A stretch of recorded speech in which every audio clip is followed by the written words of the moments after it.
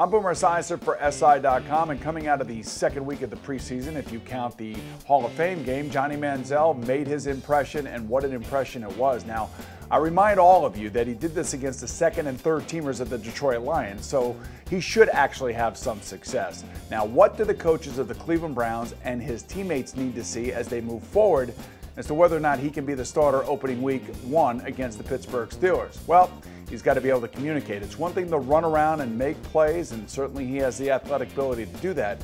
It's another thing to communicate the nuances of your offense under extreme conditions. And can you imagine what that would mean? Opening in Pittsburgh against Dick LeBeau's 34 defense. Back in 1992, when David Klingler out of Houston was drafted by Cincinnati to replace me, I believe he started the last 5 games of his rookie season. I was standing there on the sideline and saw it up close and personal what that 34 Steeler defense can do to you. After 4 quarters and 11 sacks, David Klingler was welcomed unceremoniously by the Steeler defense led by then Bill Cowher. Think about that for a second.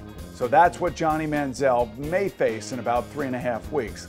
I don't see it happening. I can't imagine that Mike Pettin, his head coach, is going to want to throw him to the Wolves that way in week 1. So while it's exciting now and certainly a lot of fun to watch, Johnny Manziel still has a lot of learning and a lot of proving to do before he becomes the starter in Cleveland. I'm Boomer Esiason.